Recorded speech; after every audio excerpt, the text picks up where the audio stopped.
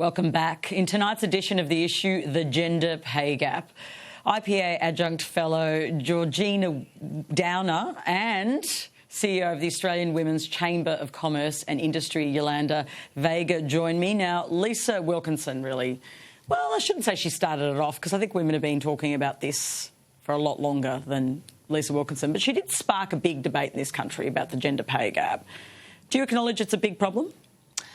I think it is a little bit of a problem. I actually don't think it's a really big problem. And I actually think that the Lisa Wilkinson incident, if for want of a better word, that wasn't an incident that actually was about the gender pay gap. That was about Lisa Wilkinson asking to be paid the same amount as Carl for doing less work.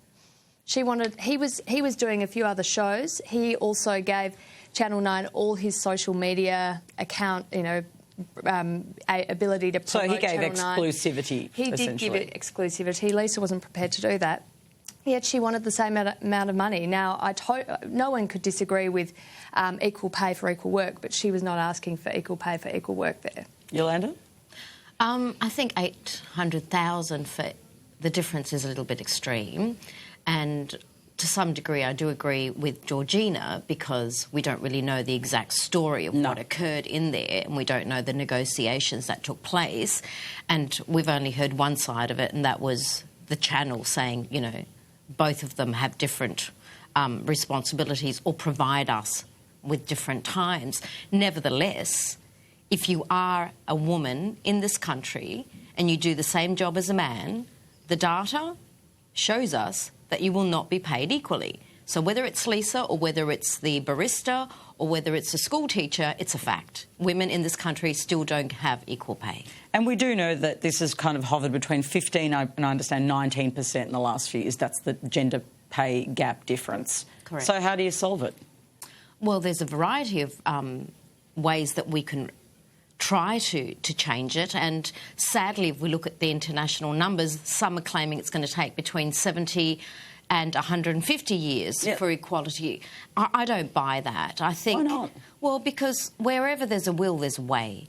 If we have the policies and we introduced the gender pay gap, equal pay into Parliament 32 years ago, if this government or any other government, whether it's local, state or federal, are serious about making sure that that legislation is adhered to, they will put people in positions to allow for the monitoring of that.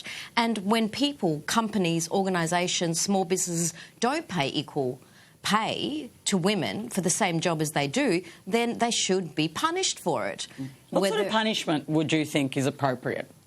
Well, I think, first of all, if we start at the top, if you give a CEO a KPI, guaranteed they're going to change that in their organisation, because at the end of the day, it's less money in their pocket if they don't commit and adhere to their KPIs. When it comes to small businesses, I understand that there are issues. Nevertheless, if you're doing the same job, you must get the same pay because you're getting the same final product or outcome. What we should do about it, how we can find these people, is difficult to ascertain because the differences could vary quite dramatically. Nevertheless, everybody pays superannuation to all of their employees. That data tells us what the differences are. We don't need to reinvent the wheel. We already have that information.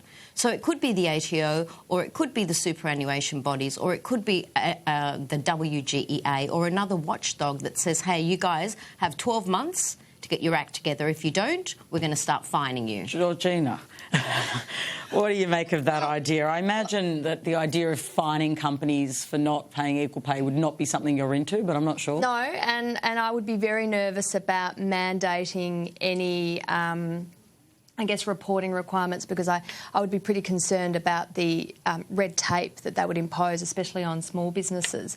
But I would just say, to Yolanda's point about the gender pay gap in Australia, the 15% figure is actually more about choices. So women tend to be employed in lower paid professions. Is that their choice? Well, they tend to study, for example, if they go to university, they tend to study humanities or education, whereas men might study law and business and engineering Sure, but what Yolanda's degrees. talking about is the same job for the same work. And no one would agree that if you do the same job, you should be paid differently based on gender. No one would agree with that. But the 15% isn't about doing the same job and not getting and 15% difference in pay. The 15% is about your average female full-time wage versus your average male full-time wage. So I agree I think there is still a small wage gap in Australia, but I think the 15% is reflective of the fact that women do make different choices and we drop in and out of the workforce for the pure biological reason that we're the ones who have kids. You can't change that. We can't change the fact that we have kids? No, we can't. But we can change who we decide to marry to make sure that if we do want to have kids, that they take 50% of the responsibility. Just like when you start up a business with a friend, you need to know that they're going to take 50% of the... It's a business deal at the end of the day. In regards to what Georgina just mentioned, if we look at the amount of females that are today graduating out of university with a law degree, we see that there are actually more women graduating. That's right. We now have more women with PhDs than ever before, and there are a lot more than men. And yet, if you look at some of the data, it shows that a man will earn the same amount with a BA compared to a woman with a PhD, even though they've got 10 years more of study. So even in the law, where they're coming straight out of university, instantly women are given between 15 and 18% less than their male counterparts. So I don't buy the argument. Yeah, what do you say to that, Georgina? Choice. Because I wonder about that too. I'd find that pretty hard to believe. I actually did do a law degree and I was a graduate lawyer and we got paid the same. There was a graduate salary we were offered. I did articles of clerkship.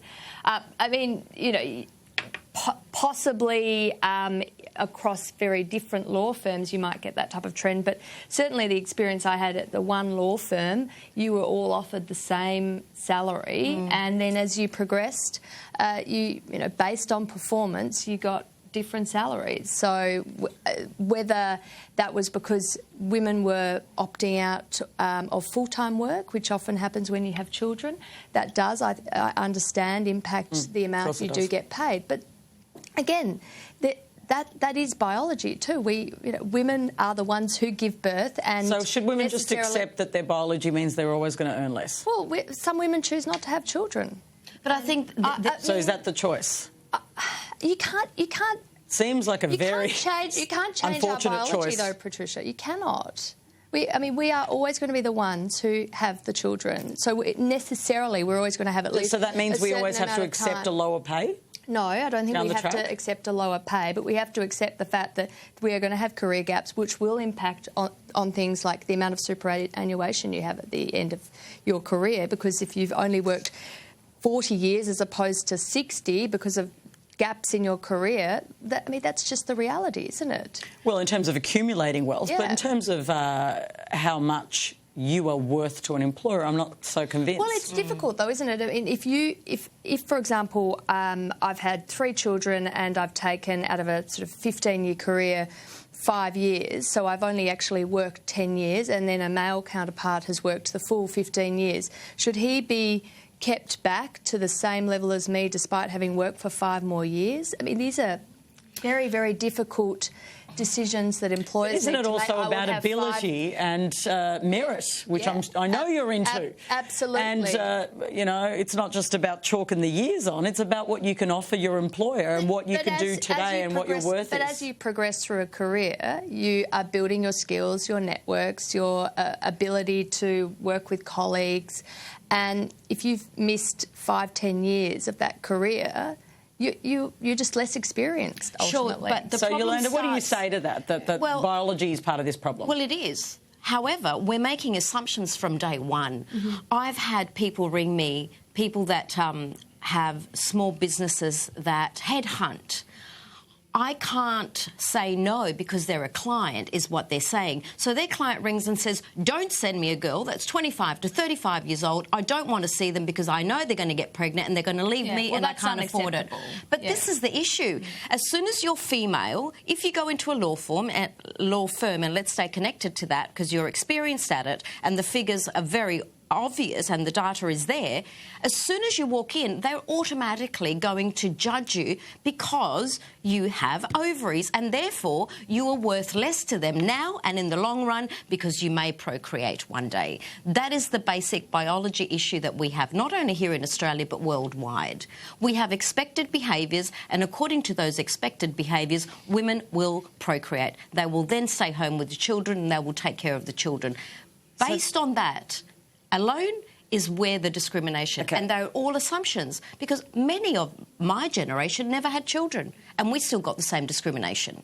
But do you think that women who do have children should get treated differently then to women who are childless? No, absolutely not. No, well, that's what I mean, the assumption. But the problem is that we're starting with the wrong assumption already. OK, so your way of solving it is, I suppose, more onerous reporting and a watchdog. Do you think that would solve it? I mean, it seems like potentially a lot of red tape as well. Well, no, I don't agree that there's more red tape. And as I said, we already have that data. There's no more red tape. There's no more need for new organisations. The data is already there. We already look at it. The ATO makes sure that you pay your taxes every year. So why can't they just add that one little list in their automated software and say, these people are not paying equally. We'll send them a little letter. We're running out of time, but Georgina, could you live with that extra column? Well, I think I think there would be some major issues with that because you would not necessarily be looking at the substantive elements of each individual job. You'd be looking at someone's tax return and there's a very sort of generic, I guess, description of what the job is, and you'd be sort of comparing these, I guess, job codes rather than the substance of what people are actually doing. But couldn't it help if you want to actually resolve this issue and not talk in circles for the rest of our lives for 150 million years or whatever it is?